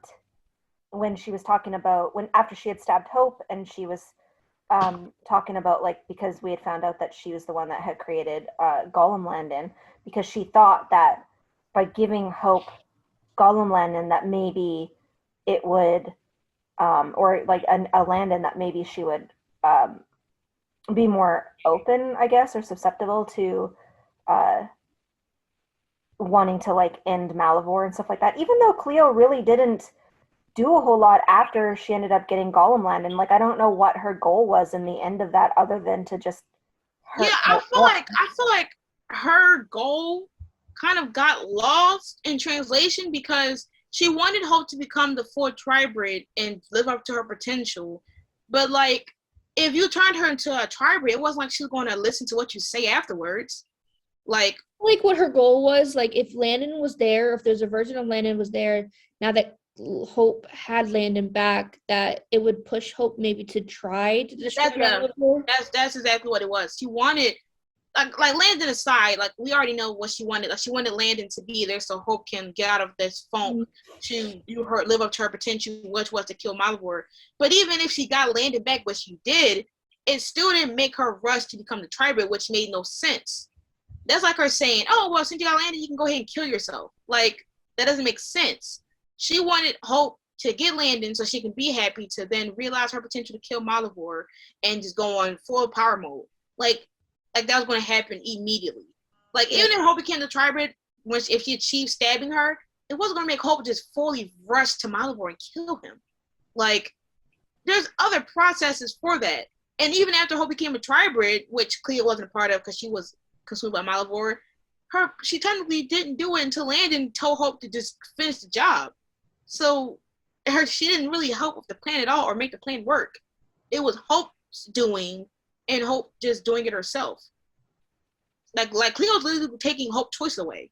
Yeah. For her own gain to be free. Cleo's been lying since the moment she stepped foot in that school, because she was like, when she was talking to Jed, she was just like, "Oh, did you find out why Malivore wants me?" She knows exactly why Malivore wants her. She knows exactly what she is. She knows exactly what she's doing. And yet she acts like she was all so innocent. And it's even like when she was trying to get Hope to not grieve anymore. Bitch, you've had 100 years or thousands of years to grieve over your sisters and stuff like that. And then you but you expect Hope to get over grieving in a couple of weeks? Like, exactly. She gives a whole speech about grieving and, oh, well, I still think about my sisters and stuff like that and think about the good times. And then she's like, okay, well, go ahead and make a statue and sell it. Oh, your love for Landon is so time-consuming. And I'm like, damn, because she grieve? You still grieving your sisters, and it's been hundreds of years. You just lost Leonardo da Vinci. She was still grieving. 10 Yeah, years exactly. She was still grieving Leo. Like, after all exactly, those and told fucking, and then told Landon, who she didn't even know, by the way, which is not my Landon, but she was like, yeah, my love for Leo. And I'm just like, girl, your love for Leo is time consuming, ma'am. Because why the fuck you bring this man up? Don't you like Kaleb? Yeah. Miss Mamas? I'm telling y'all playing with me. Like, these characters be playing with me on purpose. Because if you really sit there and look at the shit they be saying, you're just like, huh. Somebody doing the math right, honestly. So, yeah. Vit sadly is not going to join us anymore because she is having internet issues. So we are going to continue on without her. You're in our hearts. We know her MG line, so I won't cut that out. Yeah, it's going to stay. But yeah, since we're on MG now, take it away. Mine, I did a hypocritical line. I have talked about this line forever, and I think like this just needs to be talked about. When MG was talking to, I think it was Lizzie, I can't remember what episode it was, but he says our happiness is our own job. But then, okay, we'll talk about it. Yeah, okay. Mine, I got two. One is from 113, which is because I'm not a monster, I'm a demon. I'll explain that in a minute. And then we have 406, which is we must be missing something, a leader. Mine is from 308, and it's, if everyone is going to bail on me when it matters most, I have to bail before it gets to this point again. Anyways, let's talk about it. So mine. Yeah.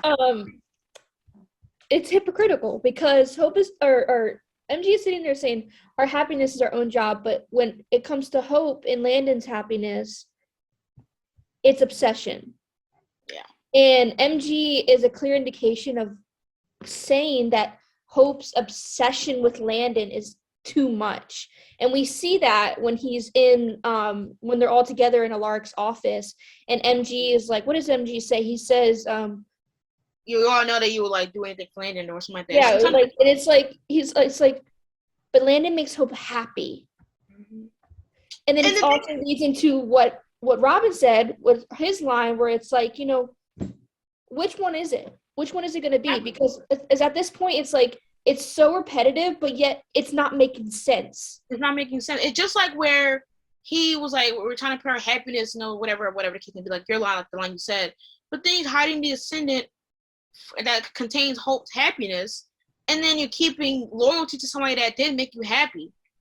And then also it ties into where, like, you do, like, he does hypocritical shit, and then it's like, yeah, like, we should like, we need a leader, or like, he's always mentioning things, recommendations, and never follow through. Yeah. If happiness is important, why are you trying to ruin Ethan and Lizzie's happiness? The fact that he was in 308 whining to Lizzie about how no one listens to me and no one takes me seriously anymore. Because you fucking lied! Exactly! Like, and it's not, it's the next episode, which means probably days or a week later. You think somebody's gonna be like, okay, well, cool. You literally sat there. You literally hit the ascendant to a woman who was going to basically destroy the school and kill you to make you love her. And you decided to erase all that just because, y'all had sheer trauma. You sat there, he sat there and made Kaleb promise not to give up on Landon, knowing he had the fucking ascendant in his and then was going to sit here and let him stay there for an extra fucking month because you wanted to sit here and be loyal to the girl who cheated on your ass when you wasn't supposed to be dating her in the first fucking place because that's another thing. Friend's ex. It's another thing where he was like, when Hope was trying to come up with a plan to go to the prison world to see where Landon was or to get the evidence, he's like, oh, I don't want to side with this. Obviously, because you kept the fucking ascendant from everybody for this long. Lizzie was even like, when MG told Lizzie, she was like, I wish I could help you, but I can't. Because she knew what he did was wrong. And then he sits there, and then he sits there to Cleo and Hope, and no member left behind. Fuck you. So what is Landon then? It's just embarrassing. Like it's embarrassing because like these characters do so much shit that like is contradicting, and especially with MG, his character overall.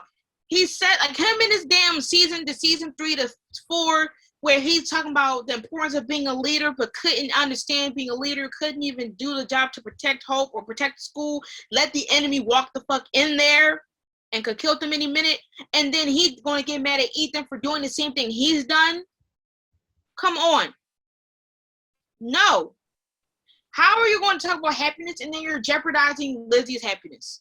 You're jealous after you sat here and picked this random ass Alyssa who you didn't even like over someone that you supposedly had a crush on. How are you going to be Kaleb Jr. and just be a liar? And he's not as bad as Kaleb, but some of the shit that he do is just out of pocket. Out of pocket. Like, and it's always main things. Like, once again, every time him and Kaleb do something that's betrayal worthy, something bigger happens. So it's not important anymore. You catching that? He does the biggest betrayal in 307, but it gets kind of thrown down because Hope does the damn thing with the twins. So nobody's worrying about him anymore. They're worrying about Hope. They never can be in the sitting chair of flames. Only our faves can. They do something bad, it gets pushed away because either Hope or somebody else. Hope, no humanity. Hope getting Landon back is always going to be attention on Hope or somebody else, never them. Lizzie and her mental health. See, anything they do that shitty, it always gets thrown away because Hope does something. Yep. Always. They can't never be in the shitting chair, but Hope can be in the crucifying chair for weeks. You know how mad they were for weeks after 308? Kaleb or MJ fucking didn't hear about it. The only people who see talking about it is Handons. And possibly some other shippers, but it's Handons talking about it. That's crazy to me. MG is over here always preaching about shit about leadership and teamwork and Hope wouldn't want this, and then you do the absolute opposite. We need season 3, beginning of season 3, we need to practice, we need to be ready for how it will be without Hope, and then y'all still fucking asking in season 4, what will Hope do? We can't do this without Hope. Bitch, 1 season later and you still know what the fuck you need to do? How are you gonna be a leader? How many superhero comic books did you read to not have no clues? No fucking ideas. How the fuck did you come up with a concept about a super monster in season 1, was episode 4 about the fucking spider, which is just a random ass creature, a bite mark that you just saw, but you can't come up with any theory to save somebody. It makes no fucking sense. Mine's like, you're lucky I respect a woman and that I assume all forms of toxic masculinity, or else you and I would be throwing down right now. Even you can kick my ass. Well, that's literally that's everything he's not. Anyways, let me leave the room. We're in our last 2. Next is Jed. Some vibrance in our lives after these rants we've done. Jed. I love Jed. Jed's my boy. It was a bit of a longer one, but I don't remember what episode, but he's talking to Kaleb in the woods, and he goes, but for years after, I felt like I was walking around with a rock in my shoe, and every day I'd wake up and put the same shoes on, hoping the rock would be gone, till I realized I was the one who put the rock in there in the first place. And it's like a sneak peek into what to expect with how Jed got to the place that he is now, which is a triggered werewolf. And I feel like obviously it leans to like the fact that Jed knew that he put himself in that situation where he had to make a choice that he necessarily wouldn't have chosen if he wasn't in that circumstance. And Ben Levin, when I talked to him when I did the Gold Rush weekend, he teased that I was going to really enjoy Jed's storyline this season. And he was not wrong. I am looking I'm so excited for it. I know I'm going off. We'll talk about it. for me, Jed was a character that at first in season 1 I didn't like for a first majority, because he was like this hot-headed alpha who thought he was more superior than other werewolves. Werewolves, and had them doing his chores, his homework. Like he was taking advantage of the students at the school. And at first I was like, but then and then when he beat up Landon, I was like, oh no, fuck him. And then his development was so amazing. And for me, I had a hard time finding a Jed quote. I'm not gonna lie. This is probably not. This is not even a Jed quote. It's somebody talking to Jed about him. And this is what Kaleb said about Jed. And 407, he was like, "You're smarter than you look. You know that?" Because I feel like a lot of people think that Jed is just a dumb werewolf or like a clueless werewolf. And he's more smart than you take on. Like he obviously won. Like he obviously became an alpha for some reason. And he came up with a plan for the Banshee. And also he's been there helping, finding out clues when him and MG and Kaleb were together. And now with him and Kaleb, like he's not dumb as he seems. And like he's more observant than they let on, which is why I like that quote the most. Mine is when he was talking to Cleo in 310. And he was talking about how he had been demoted to the junior squad. And he says, I'm thinking of finding a way to make it all up to everyone, because like he realized that basically it was more, the thing is all those people shouldn't have been mad at him. The only person that really should have been mad at him was MG, but it's like everyone was really mad at him because he was with Alyssa to begin with. It should have been Alyssa that they were mad at, not necessarily Jed. Now Jed did do something wrong because he knew Alyssa's with MG, but the thing is they're all like putting scarlet letters on his shirt and, like treating him horribly and everything like that. And, everyone's punishing him. It's like, it's like MG punishes people for not doing what he wants. Like, look at the way that he treated Ethan. Oh, well, you have to get out of this school because, Ethan didn't do it. So it's like Jed feeling like because he did this to MG, now MG is in some sort of way having him be punished by everyone else, because God forbid you do that. And now, he doesn't get to be part of the squad because it's MG's choice. Like, it's just, I don't know. It just like, I feel like Jed has been so like, I want to help. I want to prove myself. Yes. Oh yes. I feel like he's been very isolated after that the stuff with Alyssa came out. And the thing is that is wrong. Yes, I'm against cheating, and cheating has ruined a lot of ships I had in the past. But him and Alyssa had on and off relationships. It's been established that they were on and off since they were kids. So for MG to, not one, he wasn't interested in her. Two, he was cool with Jed in some degree. May not have been besties, but he knew they had history and still went for her after she tried to kill him and destroy the school, and be shocked when they get back together. And then, like, puts 100% of the blame on Jed as if Jed was the only one that was consensually hooking up behind his back, but then was trying to get Alyssa back for however long he was trying to. What the fuck? Yeah. Like, that's weird. And then you're mad at him, and then you, like, let your bestie, Kaleb, have a crush on her. And then you dated her after you found that they both of them was crushing on her or fighting for her. So you knew that Jed was still caring about her, and you want her anyway. So why didn't you knew what was going to happen? But only Jed is the one getting isolated. Only Jed's the one that's not being able to give recommendations. Now Jed is out here with the new squad, which is like Finch, Cleo, and Ben help finding things out because you kind of kicked him out of the squad because of your girlfriend also cheating on you as well. Mm-hmm. That's shitty. And whenever he don't get his way, he blames not the person that he should be mad at. He blames the person that's into it. He's not mad that Lizzie did this and went on her own. He's mad at Ethan for letting her do this. Like, Ethan is the one controlling Lizzie. Alyssa cheated with Jed, and he's mad at Jed more than Alyssa. Yeah. You're worrying about the precautions of the monster, and then you're mad at Hope for trying to get him back, Landon back from these. Like, come on. You're mad that people are mad at you for hiding the Ascendant when it was your fault. It's not Alyssa's fault it's not Alyssa's fault because, oh yeah, her illusion has squared out. Or you trying to put the blame on Lizzie as well, trying to have her into your guilt of hiding the Ascendant. So you don't feel as guilty as you were.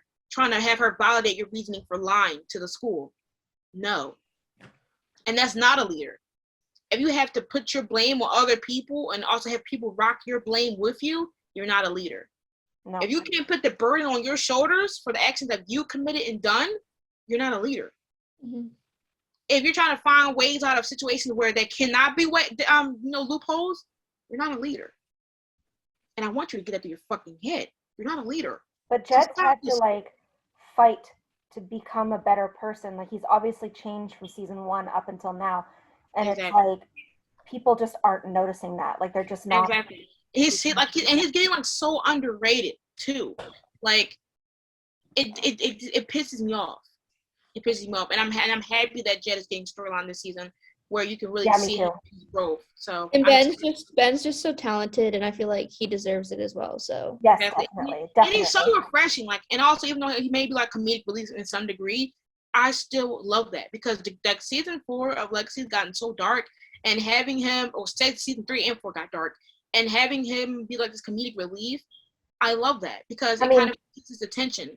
Not to mention he is absolutely adorable. So like precious. When he was speaking Italian, pizza. The way he said it was hilarious. I just can't wait because I can't wait to see him and his storyline and get more into him as well. And I can't wait to see him and like Finch's storyline together. Yeah. I love their friendship that's kind of like budding between them. So. And if for some reason you're watching this, next time we talk, I'll teach you some Italian. And you're an amazing actress, son. Yes. Yeah. Good work. Now, lastly, Ethan. One thing first, he shouldn't even be on this damn list because he shouldn't even have no damn powers. But there's nothing wrong with his character. He just shouldn't. He is a pure sweet boy. Pure sweet boy who shouldn't have I have no feelings for Ethan. Like, I don't have an opinion on him. So finding a quote was like hell for you. But I went with his line where he says to MG in the recent episode before MG kicked him out. He says, because I thought protecting the school meant making hard decisions. Because I feel like for Ethan, it's like he wants so badly to fit in, but like he's having a hard time doing so.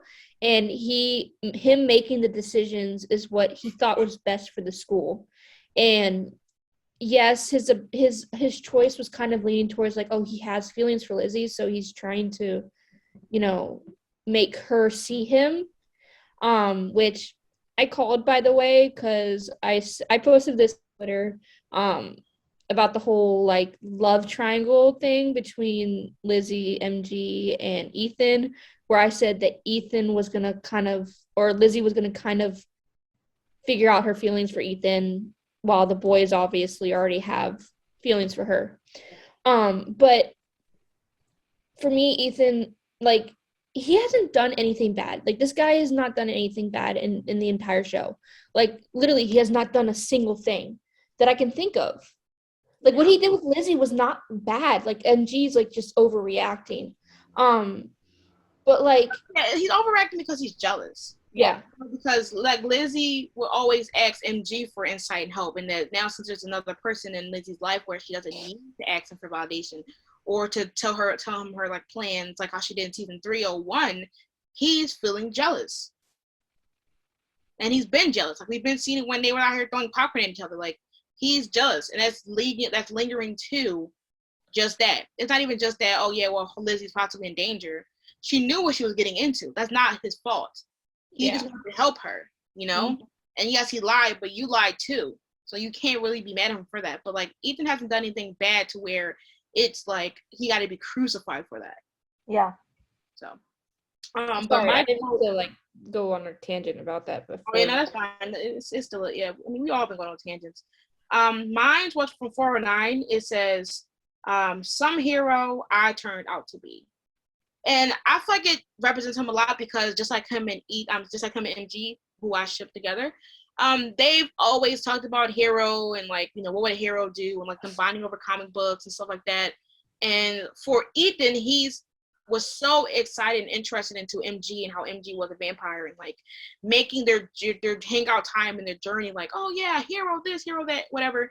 And seeing that even now as he's a supernatural and he has his powers, he still was living his life out like he wants to be a superhero or a good superhero. Like he's like the only one that does, like, he's not even like, oh yeah, I'm supernatural. He's like, I want to be a hero. And he's trying in a way to do that and better than MG, might I ask. But even then, you know, he realized that, you know, I was trying to save, you know, y'all with the steak, which Lizzie gave me. And now Lizzie is she's about to walk into her deathbed. Like, so I'm not a hero as I thought I was. Like it's very, like, it's mostly just how I see Ethan, of someone who wants to be a hero no matter what he does. Yeah, I agree. Mine is in 405 when he is talking to MG outside the hospital, and he had showed MG like all the candles, and he was just like, MG had wanted to tell him that he was the guy, like he had feelings for Lizzie, and Ethan, you know, had kind of guessed that he did, and he was just like, but until then I can't see why we can't keep being friends. And he was just so, like, he just found out that this guy that he thinks is his best friend or whatever has feelings for the same girl, and now they're kind of going to be in like competition. And he was just like, you know what, like, to me it was almost like whoever Lizzie chooses, I'll be happy either way, because like I want her to be happy.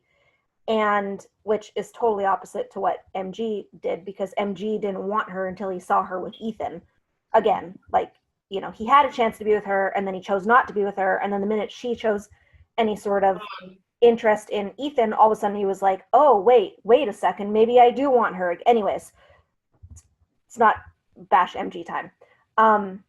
But like, he's just so understanding that even though he might not get the girl, he doesn't want to lose his friend in the process too. But then he ends up losing his friend anyways, because his friend is hypocritical. But, you know, again. Yeah, it's something that it kind of shows the difference in separation between him and MG, because with him, he's not only was he like, MG made it seem like Ethan just fully did this betrayal because of Lizzie.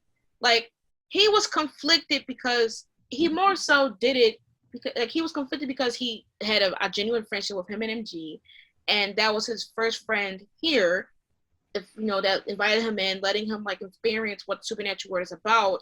And then now he's got this girl who's interested in that, you know, is basically kind of giving him one chance to prove that he can even be somebody to her, and he's conflicted.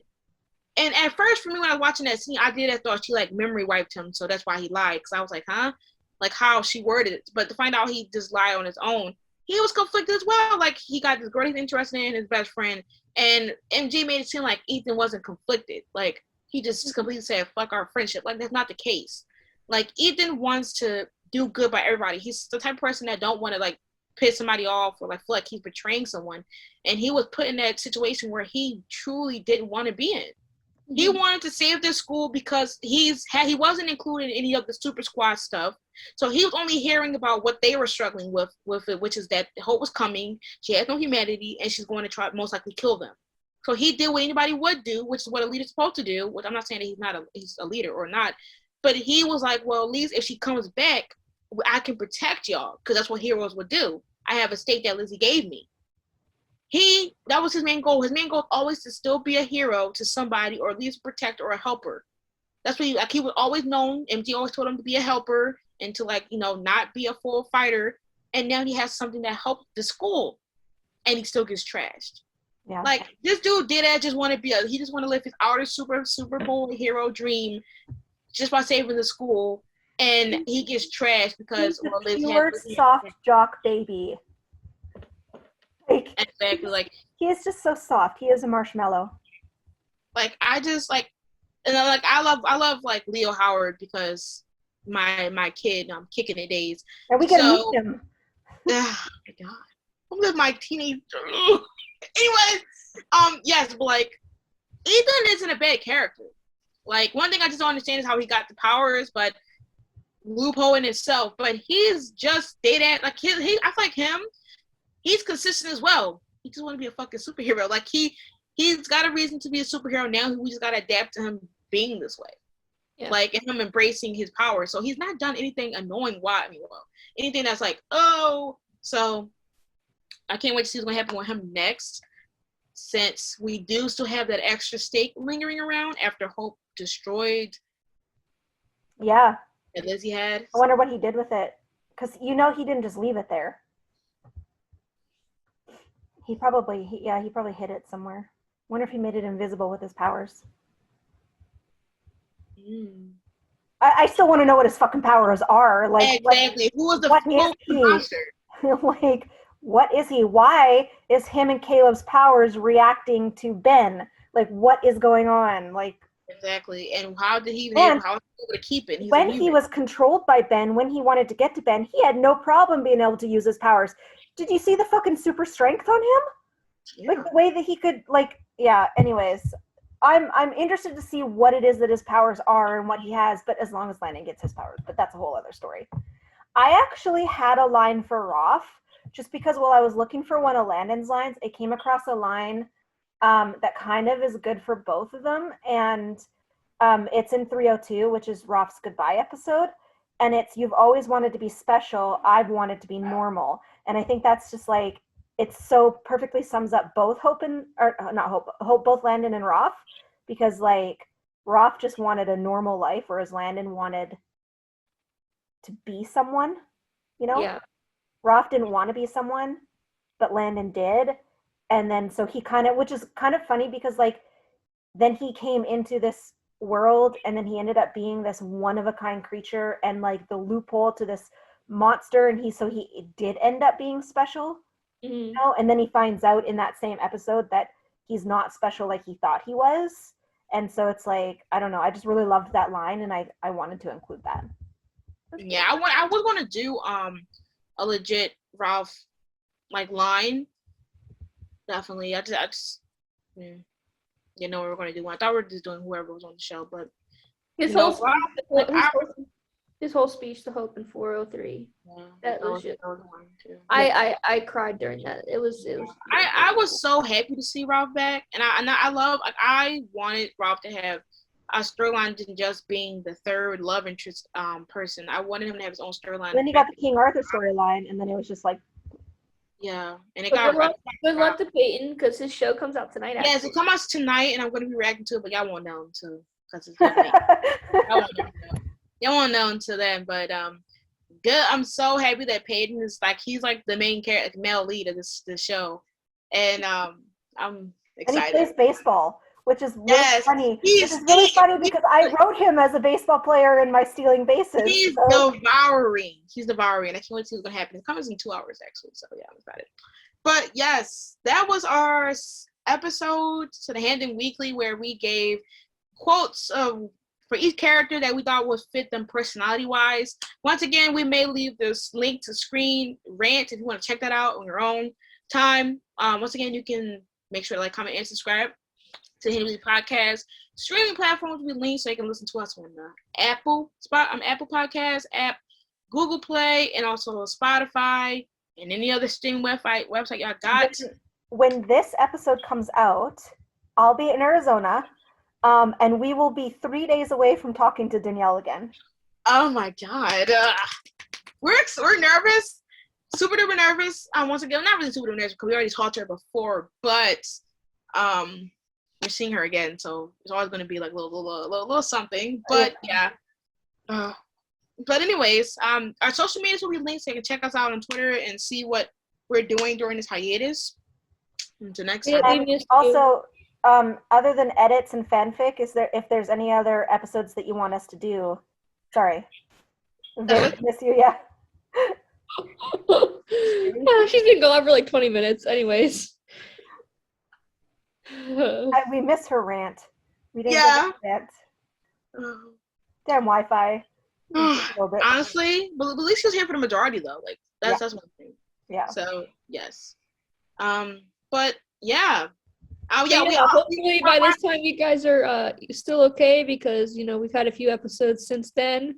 Yeah. Oh yes. How was the episode, guys, so far? Like, how do you think about it? Since were we right about anything? Right about anything? It's our past. Coming from past us, were we right about anything? We're speaking from the past. We're speaking from the past. Right now, when we're filming, it is February 21st. Do I need to get out my ghost candle? Because I will. It's 7.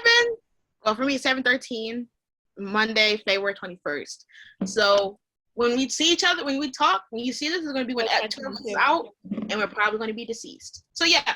But anyways, you won't even know because once again, we're 2 weeks behind when we're filming. But by then, me and Iz will be doing reactions to the season 4 Legacy season, obviously. If you want to check our reactions out, they'll be linked as well. Do what you may. Until next time, bye. Bye. Also, comment episode concepts. We already kind of did a poll today, but you probably won't know because it's 2 weeks later or 3 weeks later. So yeah, or a month later. Alrighty. Bye.